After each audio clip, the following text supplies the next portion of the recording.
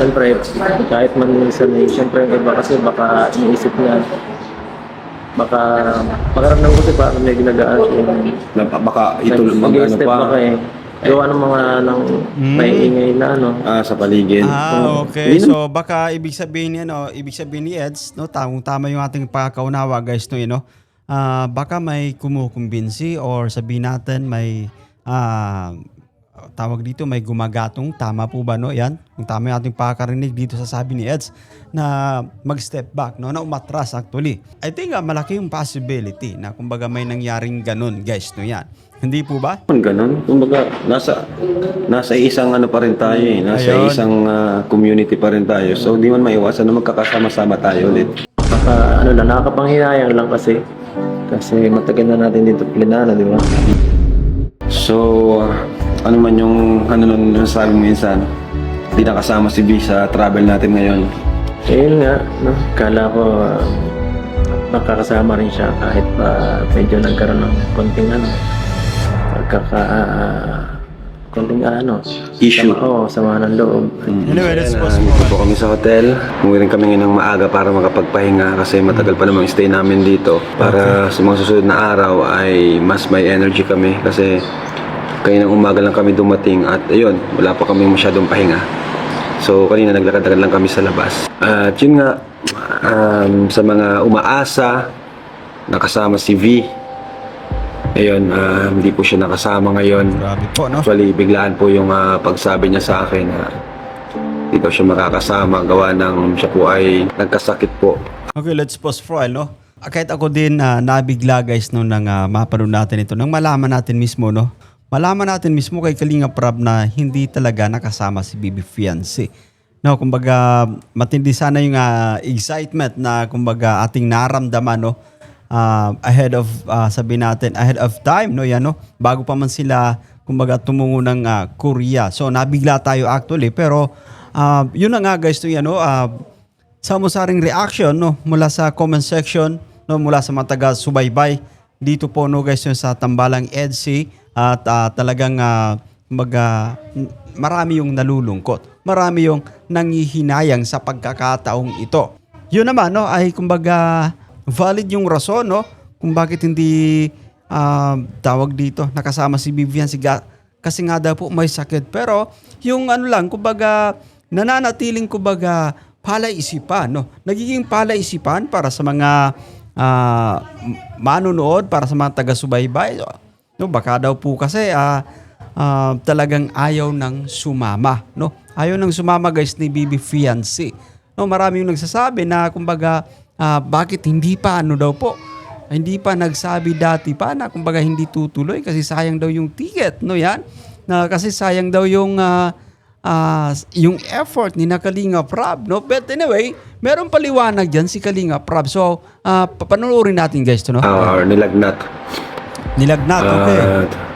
The mismong araw po niya sinabi na gano'n. Kaya yun, wala tayong magagawa dyan kasi So, sobrang po to, kumbaga nasurpresa din si Kalinga Prab kasi sa araw na mismo ng kanilang pag-alis, guys, no? karamdaman na po yun eh. Okay. Kaya yun po, medyo malungkot man kasi kumbaga matagal din natin pinaghandaan na si Kaso at yun, mga papers. So, sayang talaga. Kasama sana siya ngayon. Eh, syempre, hindi lang dahil sa sayang yung yung pag-asikaso natin. Syempre, sayang din kasi yun nga, di natin siya kasama, di natin siya kakabanding, makausap Yun. sa mga update sa kanyang buhay. Maraming mamimiss actually si Bibi Fiancé. Ang ganda ng ng opportunity ito actually, guys, no, yan. Ay, diba? Syempre, alam niyo naman po yung nangyari, diba? Maganda rin sana tong travel na to para makapag-relax siya, makalimutan yung mga problema, Ayun, makalayo tama po. sa mga mga ganitong pagkakataon, guys, yung mas kailangan ni Bibi Fiancé, no, yan. O yung makapag-travel, no.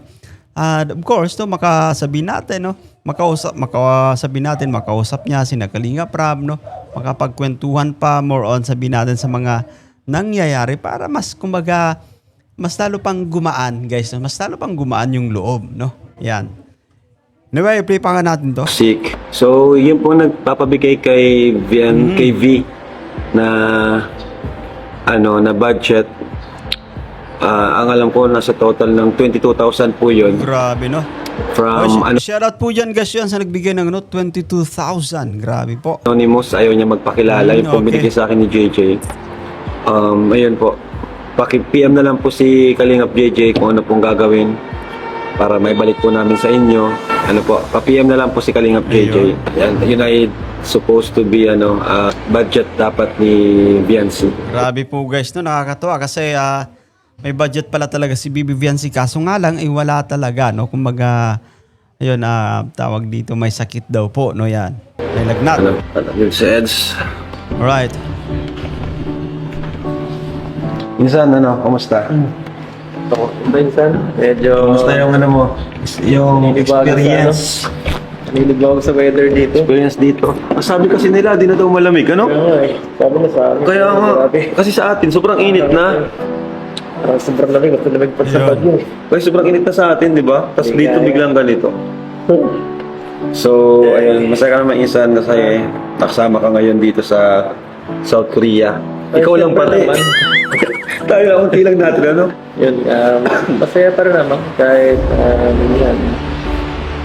Tayo-tayo lang. Hindi tayo, para nakapanibago ang unti natin, ano? Kaya nga eh. Pero mas nakaka-relax siya, no? Saka mas nakakapag ka sa sarili mo. Yung mas ramdam mong nasa ibang bansa ka talaga. Oo, at mapahingahan ka. Oo. Sa lahat ng mga, ano mo yung mga nangyayari sa paligid. Oo, yun. So ngayon nga, Insan, may bad news tayo, no? Actually, kahapon pa naman nalaman Oo. kasi umalis tayo na wala siya. Pansin ko naman. So, ano man yung nun sabi mo Insan, hindi nakasama si B sa travel natin ngayon. Ayun nga, no? Kala ko makakasama rin siya kahit pa medyo nagkaroon ng konting konting Issue. Sama ng loob. Anyway, let's pause for a while guys, no? Alam mo, sobrang napaganda sana ng opportunity ito. Just in case sabihin natin nakasama si Bibi Viancy, no? Society ni Eds, no? Kung siguro natuloy, kung nakasama si V, no? May makakapag-usap din sila, no? Mas kumbaga malilinawan pa, no? Mas gagaan pa yung loob nila sa isa't isa. No, kaso lang yun, no? Tawag dito, hindi nga po nakasama, gawa ng may lagnat. Ayan. Sa akin, naman, kahit pag syempre, kasamahan pa natin siya. Syempre, natin, okay na okay magsama ulit para mag-travel. Parang wala naman Wala sa iyo naman sa kung akin. magkasama ulit. Actually nga, kung yung tatanungin guys, no, mas pabor ako na kumbaga muli silang magkasama. Kasi magkakausap pa sila, no? Mas malilinawan, mas gagaan yung loob, no? Para kumbaga ma-release, no? May-release pa, sabihin natin na kung may konting tampo pa na natitira, mawawala po yun. Sapagkat kumbaga mailalabas nyo, makakapagkwentuhan kayo. Ayan. Nakakapanghinayang lang kasi matagal na natin dito plinano, di ba? Yun, tama Lalo na po. ikaw minsan, ikaw ang gumastos saka sila Steve na yun nga, matagal na ninyong plano ito at masayang. Hindi naman natin gusto nangyari sa kanya. Wala tayong magagawa. magkasakit, Oo. no? Saka biglaan lang talaga. Saka visa to hindi basta-basta yung Yun hindi nga. to katulad ng mga ibang plano natin na outside the country na travel Mamahalin pa natin. itong lugar na talaga to. Grabe yung grabe yung Yun lang ang nakakamit talaga, nakakadismaya din kasi sayang talaga. Kasi ito isa sa pinakamagandang lugar Ayun. dito sa atin, sa Asia. Maganda dito talaga. At bihira lang to sa buhay ng tao makapunta sa ganitong lugar eh. At yun sayang lang talaga at di natin siya makasama para yun nga may padama rin sa kanya na kahit sa lahat mga nangyari isa pa rin siya sa atin. Siyempre, hindi natin siya wala ka namang sa kanya. Wala ka namang problema sa kanya. problema. Siyempre, kahit man minsan, siyempre yung iba kasi baka iniisip niya, baka pakaramdam ko kasi parang may ginagaan siya. Baka ito Mag-step baka gawa ng mga may ingay na sa paligid. Hindi naman ganun. Norono, ibalik na natin ng konti rito guys. Balik natin ng konti. Isa pa nga. Siyempre, kahit man minsan, siyempre yung iba kasi baka iniisip niya, baka pakiramdam ko kasi parang may ginagaan siya. Na, baka ito Mag-step pa. pa eh. Gawa ng mga may ingay na ano. Sa paligid. Okay. So baka ibig sabihin ni Eds, no, tama yung ating pagkaunawa guys, no, no. Baka may kumukumbinsi or sabihin natin may tawag dito, may gumagatong, tama po ba, no? Yan, kung tama yung ating pakarinig dito sa sabi ni Eds na mag-step back, no, na umatras actually. I think malaki yung possibility na kumbaga may nangyaring ganun, guys, no, yan. Hindi po ba? Ganun. Kumbaga, nasa isang ano pa rin tayo eh. Nasa Ayun. isang community pa rin tayo. So, di man maiwasan na magkakasama-sama tayo ulit. Ayun. Sayang din kasi chance na rin sana na So, guys, at si Kalinga Prab, guys, sabi niya, nasa isang community pa rin tayo, guys. So, ibig sabihin talagang po, no? Ito, sa muli po, no? Kalinga po, no? BB Fiancé is still with Kalingap. Kalinga pa rin po yan, BB Fiancé. usap-usap, di ba? Na tayo-tayo lang, kahit walang camera, kahit makabanding, di ba? Yun yung sinasabi natin, no? Ito yung kumbaga pagkakataon na makapag-banding pa yung sabi natin si Eds, si Kalinga Prab, no? Si V, you guys, no, yan, no? Kahit off-cam, no? Makapagkwentuhan, guys, no, yan. Tagal din yun. Tagal-tagal din na ano natin dito eh. Tagal-tagal din yung stay natin dito, di ba? Kaya, sayang talaga. Hindi talaga. Pero syempre, get well soon pa rin kay Biancy kung Ayun. sa kanyang pakiramdam, no? Ako nga, talagang sinatake rin ako. Hindi nga, inaano ko eh. Grabe. Nawa nga ako sa'yo kanina eh. Saka pati yung mga bata. Oo. Grabe. Sobrang sobrang. Anyway, guys, uso actually yung parang, kita nyo naman po, no, kay Kalinga Prab, no? Inuubo-ubo rin siya, no? And I think, Hindi ko akalain. sa init na din ng tawag dito. Sa init na rin ng kumbaga panahon, guys, no, yan, no? Hindi mawawala po yun. Kahit na ako, di ko lang itutuloy yung pag-isip kasi yun nga. Sa mga pakiramdam ko, sa aeroplano pa, napapansin ko, tinitingnan karami ni Tito. Grabe sama ng pakiramdam ko talaga nung Pansin ko din yun. pagkadating pa lang natin sa Manila. Actually, nung nagbabiyahe pa lang tayo pa Manila, okay pa. Lumala nung nasa Manila na. Napansin ko, lumala nga kahit napansin na rin namin sa biyahe pa lang. Pero mas lumala nga sa aeroplano na. Yung sa aeroplano. Nagigit pinayaan na. Buti nga ngayon, medyo okay na kaya yung boses ko medyo pause. Ayun. So, ayun po yung balita sa mga nag-aaba ng update. Alam ko marami nag-aaba ng Kaya update. nga eh. Tahimik na nga lang nila kasi maraming Malungkot Ayun. kasi excited din sana sila. So, naunawa naman natin, no? Naunawa natin na Lodi Eds, no? Kay Direct Rob, marami yung kumbaga malulungkot talaga. No yan. Kasi sabi natin, inaasahan guys yun. Sobra pa ding tahimik, no? Napakatahimik lang inyong pagpunta ng Korea. Tapos, yun na, kumbaga mababalitaan namin, no? Mapapanood namin, ay di pala talaga nakasama si BB Fiancé. Wala kaming ideya, no? So, gayon lang, no? Dito lang namin nalaman sa vlog na mismo na wala si BB Fiancé. Kaya, kumbaga ako din, bilang kumbaga sumusubaybay, kumbaga nalungkot din tayo guys na yan. Sana po ay naintindihan nyo po ang mga pangyayari.